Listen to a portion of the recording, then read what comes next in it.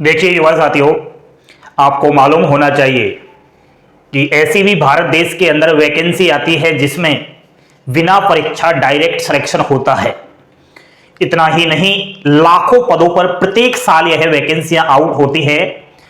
शैक्षणिक योग्यता केवल 10वीं पास है। 18 वर्ष से और 40 वर्ष तक का यहां पर महिला पुरुष फॉर्म इसमें डाल सकता है।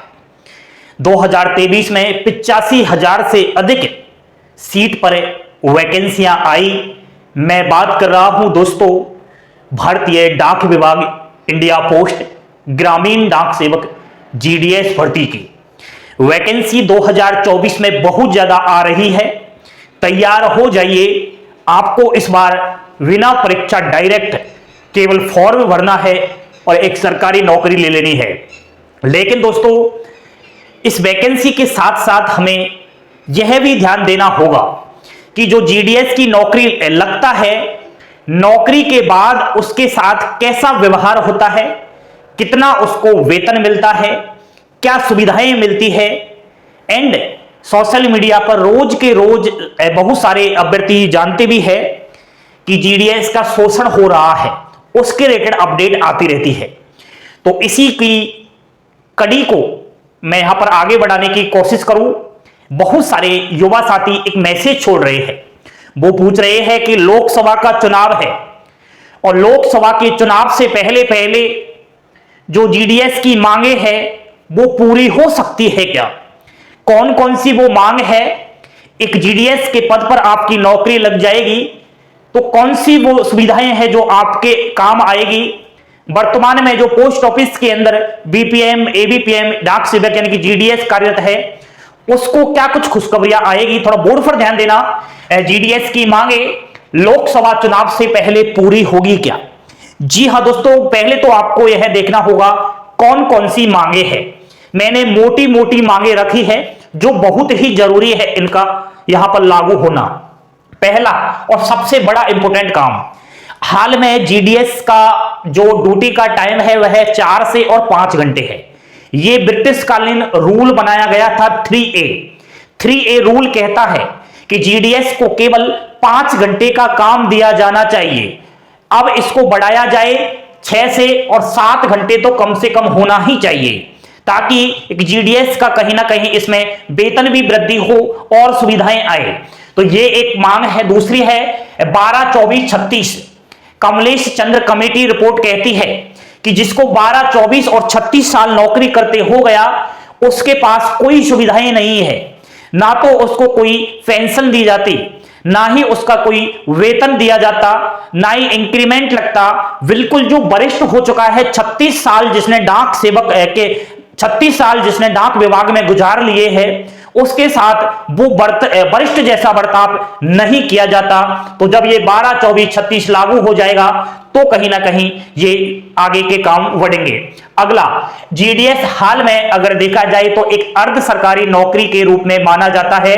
अब मांग है कि इसको पूर्ण सरकारी नौकरी का दर्जा दिया जाना चाहिए। अगर जीडीएस एक पूर्ण सरकारी नौकरी का दर्जा पा लेता है तो उसको बाकी एम्प्लॉइयों की तरह कहीं ना कहीं बहुत सारी सुविधाएं मुहैया हो सकेंगी।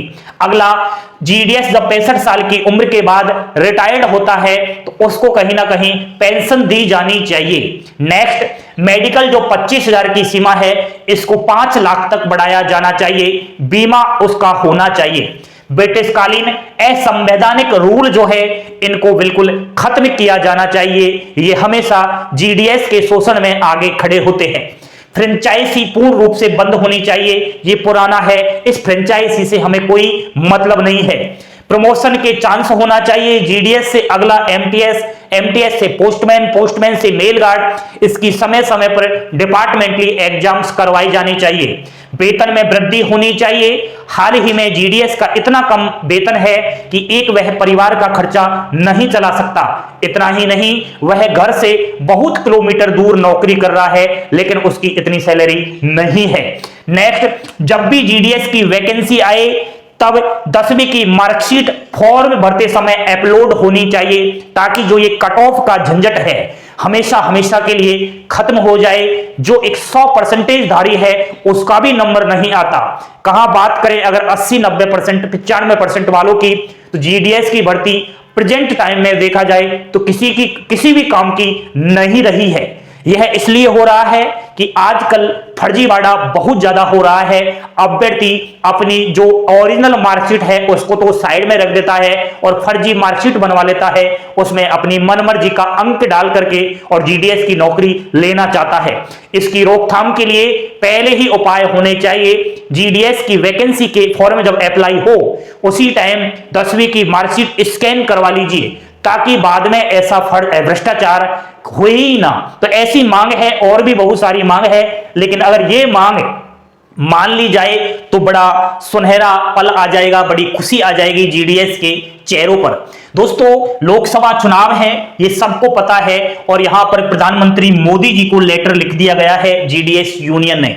एंड सड़क एंड परिवहन मंत्री नितिन गडकरी को भी लेटर लिखा है, अपनी मांगे कहीं ना कहीं रखी है कि हमारा जो शोषण हो रहा है श्रीमान, इसको खत्म कीजिए। आपने धारा 370 जम्मू कश्मीर से हटाई, तो क्या ये ब्रिटिश कालीन असंवैधानिक रूल आपसे हटाए नहीं जा सकते?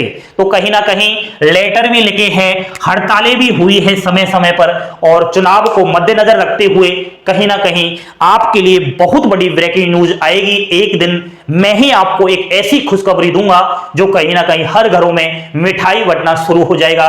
जीडीएस की जो पुरानी काफी दिनों से मांग चलती आ रही है, वो मांग अवश्य मानी जाएगी, यह मुझे पूर्ण विश्वास है।